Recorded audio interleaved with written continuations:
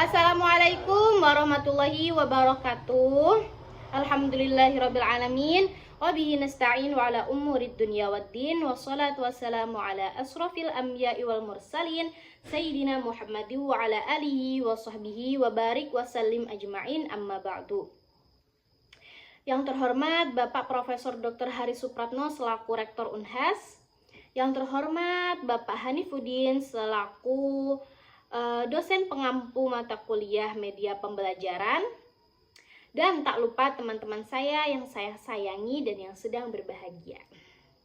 Di sini, saya Novelia Bilqis dari kelas 4D akan mempresentasikan peta imajinasi saya yang berjudulkan Landasan Penggunaan Media Pembelajaran.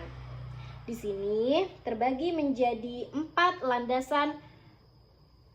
Yang pertama ialah landasan filosofi, yang kedua ialah landasan psikologi, yang ketiga ialah landasan teknologi, dan yang terakhir ialah landasan empiris. Di sini saya akan menjelaskan satu persatu, ya. Oke, kita mulai dari yang pertama dulu. Yang pertama ialah landasan filosofi. Nah, penerapan teknologi pada masa media secara filosofi tidak dehumanisasi, ya. Penjelasannya itu banyak beberapa pendapat yang berbeda. Ada yang mengatakan bahwa penggunaan media pembelajaran di kelas akan mengakibatkan pada interaksi pembelajaran yang kurang manusiawi, katanya sih gitu. Tetapi ada yang mengatakan juga tidak seperti itu. Jadi yang terpenting adalah pandangan dari seorang pendidik guna terhadap proses pembelajaran siswa. Ketepatan dalam memilih media akan mempengaruhi terhadap hasil belajar siswa itu sendiri.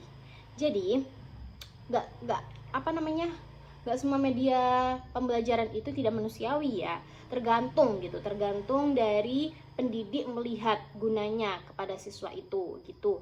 Dan kita harus juga punya ketepatan untuk memilih media pembelajaran yang akan kita pakai, apakah itu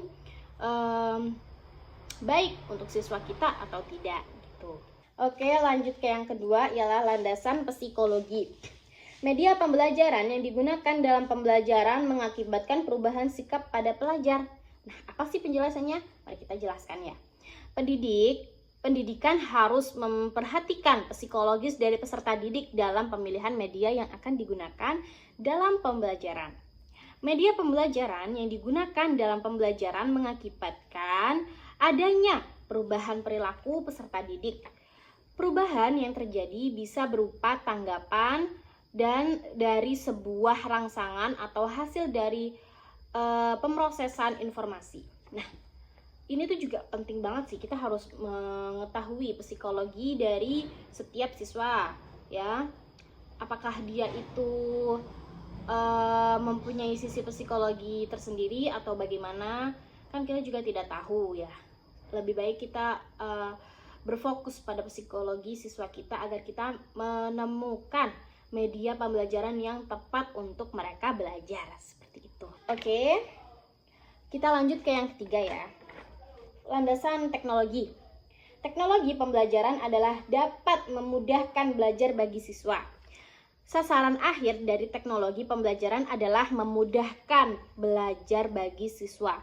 Para ahli teknologi di bidang pembelajaran mengembangkan berbagai sumber belajar untuk memenuhi kebutuhan setiap siswa sesuai dengan karakteristiknya, ya, begitu. Kita lanjut ke yang keempat, ya. Kita lanjut ke yang keempat, landasan empiris. Di sini didasari dari temuan adanya hubungan antara penggunaan media dan karakteristik. Nah, apa sih maksudnya gitu kan? Nah, landasan ini tuh didasari dari temuan adanya hubungan antara penggunaan media pembelajaran dengan karakteristik siswa dalam menentukan hasil belajar siswa. Gaya belajar di sini mengacu pada psikologi yang menentukan cara peserta didik dalam memandang dan berinteraksi dengan lingkungan belajar. Nah, kembali lagi kita ke psikologis. Jadi ini tuh masih berkesinambungan, ya teman-teman. Karena setiap siswa itu kan mempunyai karakteristik yang berbeda-beda, ya. Sama halnya juga di psikologis, kita juga harus menentukan karakteristik setiap siswa itu bagaimana agar kita menemukan media pembelajaran yang tepat dan sesuai dengan karakteristik siswa kita, agar media pembelajaran yang kita pakai itu bisa diterima sama siswa-siswa gitu ya, dan memudahkan mereka untuk belajar.